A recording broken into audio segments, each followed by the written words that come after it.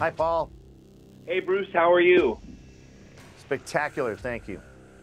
That is awesome. Now, I want to know, when you embark on a sequel or sort of a sequel to something that's so popular and it's a big gap in time, and then you come back, there's like a very high possibility that this isn't going to be very good. And I have to imagine you and your team are so proud of what you guys have done in this third season, because I'm blown away by every episode of this I see. I appreciate that. You have excellent taste, obviously.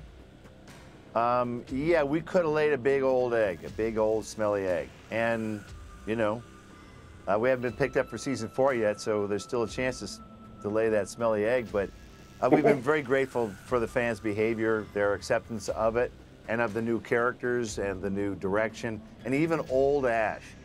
You know, they got the old Gummer back, and, you know, Ash can't do anything what he did before. So I'm very grateful that they're being very kind to the guy who's clearly over the hill, and he's got to save the world.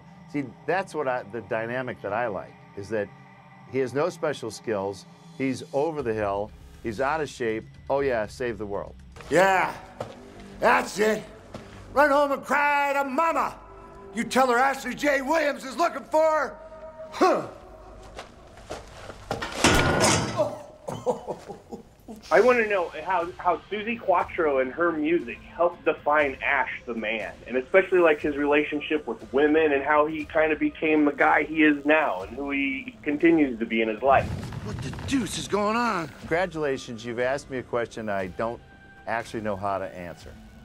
Music is important in the show, I will say that. So we use a lot of the B-sides of well-known bands, and it's worked out pretty well, because Ash is kind of like he's like a classic rock kind of guy. Well, that's the thing, is like all those posters in his bedroom, I thought were kind of like part of his soul, and like I for myself, I was like, now I kind of have a window a little bit better into who he was when he was younger, right when we first see him in the Evil Dead movie. In the very first department from this show is amazing. They had to recreate our cabin. And now, granted, these are people who've never been in the original cabin. And they put it together a couple of seasons ago. And Rob Tapper and I, they called us down to come and look at it, see what we thought about it.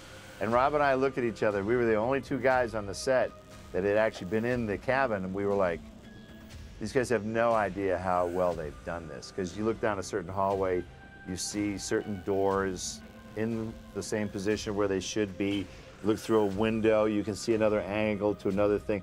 They got it right. I don't know how they did it, but it's nice to work with really qualified people, because finally critics and fans can't make fun of our crappy effects. Not anymore. Well, I want to say, you brought this up about season 4. I think when you guys first talked about Ash vs. Evil Dead at Comic-Con, you said you had 5 seasons, I think it was 5 seasons already planned out. I want to know, how do you feel about the last episode of season 3, and do you guys still have that 2 more episode plan if this does move forward? Because I know fans were like worried it wasn't coming back for season 3 because it came back a little bit later than normal. Fans need to be a little worried. So, you know, because it's a fickle world out there and people have a lot of choices, so you never know when you're going to get the axe. The most important thing of season 3 was we wanted to make sure if that was going to be it for us, because again, you never know. And I've been on shows that got canceled in the off season, and it's a very unfortunate situation. You can't wrap things up. We're acting like season 3 is it for us, story-wise. So if it only goes 3 seasons, I hope the fans will walk away very happy with a tummy full of yummy stuff. Well, I'm a huge fan from I wouldn't say the get-go. I came in 1987 when I took my dad to see Evil Dead 2, and he hated it. Evil Dead 2, yeah. And I was, like, on board from then. But now, the fights in this show, in even season 3, I've seen the first 3 episodes in this bunk fight. It's like you guys keep popping yourself every time with these fights. Yeah. Can you kind of tell me if there's some cooler like fights coming up through the rest of this season that you guys are extremely proud of? I know you have what's being called the biggest Deadite, which I haven't seen yet in this show. Yeah, we have the mother of all Deadites coming this season. The fights are crazy. You know, we have Stu Thorpe and Rysho Vezilev, my stunt guy. They're some of the best stunt guys in the business. You know, when they're not working on our dumb little show, these guys are working on Avatar and, you know, Lord of the Rings and all that. So really qualified guys. My stunt guy hurts himself every day. And he always, I can hear him swearing across the set. I'm like, I'll bet that's going to be a good stunt. They're really great, really great. All the departments really step up. People are always like, why do you film in New Zealand? It's because for some reason they wound up really having an excellent crew base out of there. They go all the way back to Hercules and Xena. I know crew members in Auckland for 20 years now. Well, I was going to say, when you have in the old horror movies, when they would bring in a character's relative, it was pretty easy, and the fans, I don't think, were too discerning. But when you get into the TV realm, anytime a TV show brings in a new character, especially one that's related to such an iconic character, it's one of those things where you really have to find a perfect balance to not upset like this huge fan base. And this girl that comes in and plays your daughter is nailing it pretty good. And I'm wondering if you can talk about her a little bit and how you guys found her and knew this was Ash's daughter when you saw her, because she's got kind of a little bit different vibe going on than you're used to seeing in this kind of show or this kind of environment. She's like the Marilyn in the Munsters. She's like the normal one. She's just trying to have a normal life, and she realizes her father, at first she thinks he was a serial killer because that's what the rumors were, but then she realizes, oh my God, that's my father. My father's that guy. So it's a long road to hoe of us coming together and even working together. So it's going to be a fun season of Ash trying to protect his daughter and kind of train her up, you know, to fend for herself. So she's going to get some few licks in too.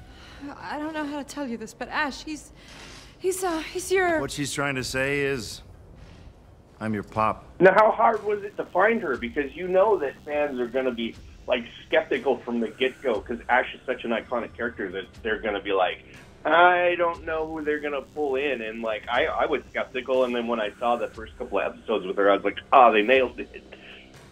Well, we could have gotten it wrong. You know, you never know. It's just one of these things. Ariel is from Australia, and I just knew I wanted someone that had to have some of the characteristics of Ash.